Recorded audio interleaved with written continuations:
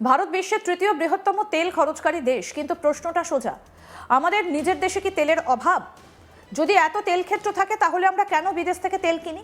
আর যদি সব তেল তুলে ফেলি তাহলে কি ভারতকে আর কখনো তেল আমদানি করতে হবে না? আজকের এই এক্সপ্লেনারে আপনাদেরকে খুঁজে দেখাবো ভারতের কটা তৈলক্ষেত্র রয়েছে, কত তেল মজুত আছে, আর কেন নিজের তেল থাকলেও ভারত আজও 90% তেল বাইরে থেকে আনে। প্রথম প্রশ্ন, ভারতে কটা তৈলক্ষেত্র রয়েছে? উত্তরটা একটু জটিল। ভারতে একটা দুটো নয়, শতাধিক তেল ক্ষেত্র রয়েছে। এগুলো ছড়িয়ে আছে কয়েকটা বড় বেসিনে। সব থেকে গুরুত্বপূর্ণ অঞ্চলগুলো হলো মুম্বাই অফশোর, দেশের সব থেকে বড়; অসম; আরাকান বেসিন, ভারতের প্রাচীনতম তেল ক্ষেত্র; দিগবয়; কৃষ্ণা গোদাবরী বেসিন, রাজস্থানের বাড়মের; গুজরাটের অনশোর ক্ষেত্র। এই সব মিলিয়ে ভারত প্রতিদিন প্রায় 9.5 লাখ ব্যারেল তেল উৎপাদন করে। কিন্তু সমস্যা কোথায়? চাহিদা বনাম উৎপাদন, এখানেই আসল ধাক্কা।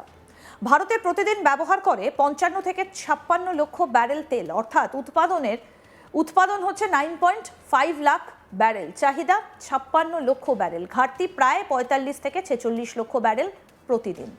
এই কারণেই ভারত তার প্রয়োজনে 90 থেকে 95% তেল আমদানি করে। ভারতের তেলের মজুদ কত? অনেকে ভাবেন ভারতের মাটির নিচে অনেক তেল লুকিয়ে আছে। আংশিক সত্য।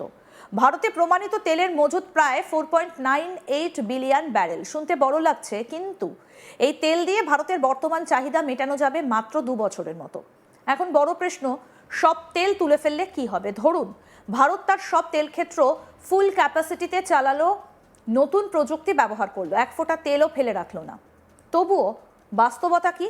দেশের তেল চাহিদা এত বেশি যে নিজের তেল দিয়েই তা পূরণ করা সম্ভব নয়। কারণ মজুদ কম, উৎপাদন সীমিত, অনেক ক্ষেত্র পুরনো। কেন ভারত নিজের তেল তুলতে পারছে না পুরোপুরি? এখানে 5টা বড় কারণ আছে। কি কি? এক, তেল ক্ষেত্র পুরনো হয়ে গেছে। ভারতের অনেক তেল ক্ষেত্র 30 থেকে 35 বছরের পুরনো, যেমন মুম্বাই হাই, ফলে উৎপাদন কমে যাচ্ছে, নতুন তেল বের করা কঠিন হয়ে দাঁড়াচ্ছে। সেই অনুযায়ী অনেক ক্ষেত্র ম্যাচিওরড ফিল্ড, মানে শেষের দিকে। 2, গভীর সমুদ্রে তেল তুলতে খরচ অনেক বেশি। সমস্যা শুধু তেল থাকা না, সেটা তুলতে কত খরচ হচ্ছে। গভীর সমুদ্র অর্থাৎ অফশোর তেল তুলতে বিশাল প্রযুক্তি লাগে, কোটি কোটি ডলার খরচ হয়। অনেক সময় বিদেশ থেকে তেল কেনা সস্তা পড়ে। 3, সব তেল পাওয়া যায় না। মাটির নিচে যত তেল আছে তার সবটাই তোলা যায় না। সাধারণত 30 থেকে 40% তেলই ওঠে, বাকি মাটির নিচেই থেকে যায়। 4, তেলের মান অর্থাৎ কোয়ালিটি জনিত সমস্যা। সব তেল একরকম নয়। কিছু তেল খুব হেভি বা শাওয়ার, রিফাইন করতে বেশি খরচ। ভারতের অনেক তেল তুলনামূলক কম মানের, তাই বিদেশি তেল মিশিয়ে ব্যবহার করতে হয়। 5 নম্বর হচ্ছে অর্থনীতি বনাম বাস্তবতা। একটা বড় প্রশ্ন, দেশপ্রেম দিয়ে কি তেল তোলা যায়? উত্তর হচ্ছে না।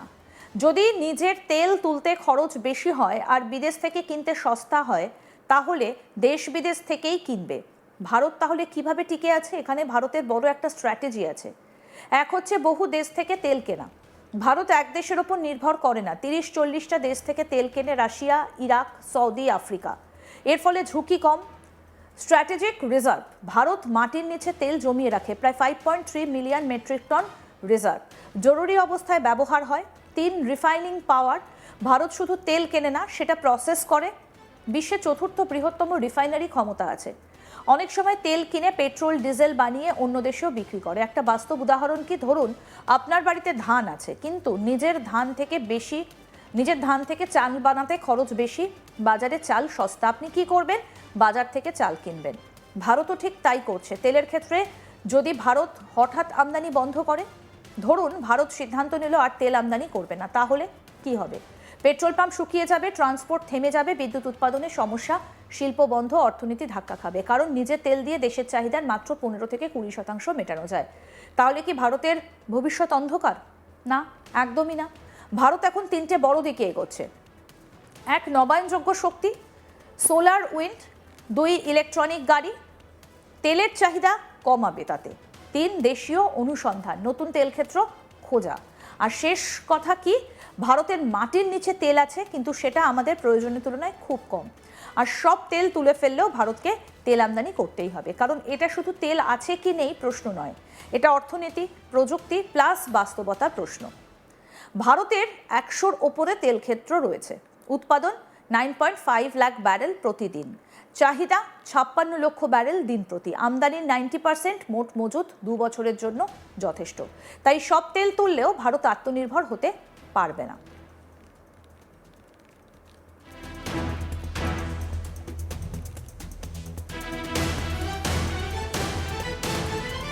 অর্থাৎ ভারত যদি সব তেল তুলেও ফেলে, ভারতের যে তৈলক্ষেত্রগুলো রয়েছে তাতেও কিন্তু ভারত আত্মনির্ভর হতে পারবে না, কারণ এক্ষেত্রে বেশ কিছু প্রতিবন্ধকতা রয়েছে, যেমন তেল তোলার খরচ, এবং ভারত যে তেল তুলছে সেই তেলের সঙ্গে তাকে পরিশোধন করতে কতটা খরচ হচ্ছে, এই সমস্ত কিছু কিন্তু এর মধ্যে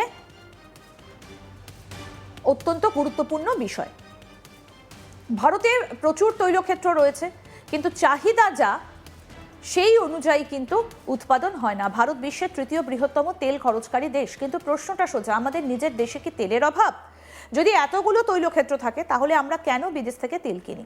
আর যদি সব তেল তুলে ফেলি তাহলে কি ভারতকে আর কখনো তেল আমদানি করতে হবে না? আজকের এখানে আপনাদেরকে দেখালাম যে ভারতে কত তেল মজুত আছে, আর ভারত কেন নিজের তেল থাকতেও বাইরে থেকে আজও তেল আমদানি করে, 90% তেল বাইরে থেকে আনে। প্রথম প্রশ্ন, ভারতে কটা তৈলক্ষেত্র রয়েছে? উত্তরটা কিন্তু জটিল। ভারতে একটা দুটো নয়, শতাধিক তেলক্ষেত্র রয়েছে। এগুলো ছড়িয়ে রয়েছে কয়েকটা বড় বেসিনের। সবথেকে গুরুত্বপূর্ণ অঞ্চলগুলো হলো মুম্বাই অফশোর, দেশের সবথেকে বড় অসম আরাকান বেসিন, ভারতের প্রাচীনতম তৈলক্ষেত্র ডিগবয়, কৃষ্ণা গোদাবরী বেসিন, রাজস্থানের বাড়মের, গুজরাটের অনশোর ক্ষেত্র। এই সব মিলিয়ে ভারত প্রতিদিন প্রায় 9.5 লাখ ব্যারেল তেল উৎপাদন করে। কিন্তু সমস্যাটা কোথায় জানেন? চাহিদা বনাম উৎপাদন, এখানেই আসল ধাক্কা। ভারত প্রতিদিন ব্যবহার করে 55 থেকে 56 লক্ষ ব্যারেল তেল, অর্থাৎ উৎপাদন 9.5 লাখ ব্যারেল, চাহিদা 56 লক্ষ ব্যারেল, ঘাটতি প্রায় 45 থেকে 46 লাখ ব্যারেল প্রতিদিন। এই কারণে ভারত তার প্রয়োজনে 90 থেকে 95% তেল আমদানি করে। ভারতের তেলের মজুত কত? অনেকে ভাবেন ভারতের মাটির নিচে অনেক তেল লুকিয়ে আছে। আংশিক সত্য। ভারতের প্রমাণিত তেলের মজুত প্রায় 4.98 বিলিয়ন ব্যারেল। শুনতে বড় অবাক লাগছে, কিন্তু এই তেল দিয়ে ভারতের বর্তমান চাহিদা মেটানো যাবে মাত্র 2 বছরের মতো। এখন বড় প্রশ্ন, সব তেল তুলে ফেললে কি হবে? ধরুন ভারত তার সব তেল ক্ষেত্র ফুল ক্যাপাসিটিতে চালালো, নতুন প্রযুক্তি ব্যবহার করলো, এক ফোঁটা তেলও ফেলে রাখলো না, তবুও বাস্তবতা কি? দেশের তেল চাহিদা এত বেশি যে নিজের তেল দিয়েই তা পূরণ করা সম্ভব নয়। কারণ মজুত কম, উৎপাদন সীমিত, অনেক ক্ষেত্র পুরনো। কেন ভারত নিজের তেল তুলতে পারছে না পুরোপুরি? 5টা বড় কারণ রয়েছে। কি কি? তৈলক্ষেত্রগুলো পুরনো হয়ে গেছে, ফলে উৎপাদন কমে যাচ্ছে। অনেক ক্ষেত্র ম্যাচিওর ফিল্ড, মানে শেষের দিকে। 2, গভীর সমুদ্রে তেল তুলতে খরচ অনেক বেশি। আবার অনেক জায়গায় গভীর সমুদ্র, সব তেল পাওয়া যায় না। মাটির নিচে যত তেল আছে তার সবটাই তোলা যায় না। সাধারণত 30 থেকে 40% তেলই ওঠে, বাকিটা মাটির নিচে থেকে যায়। 4, তেলের মান। সব তেল একরকম না, কিছু তেল খুব হেভি, রিফাইন করতে অনেক বেশি খরচ।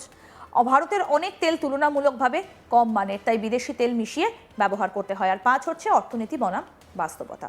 আরও আপডেট পেতে দেখতে থাকুন আজ তাক বাংলা। সাবস্ক্রাইব করুন, নোটিফিকেশন পেতে বেল বাটন অপশন প্রেস করুন।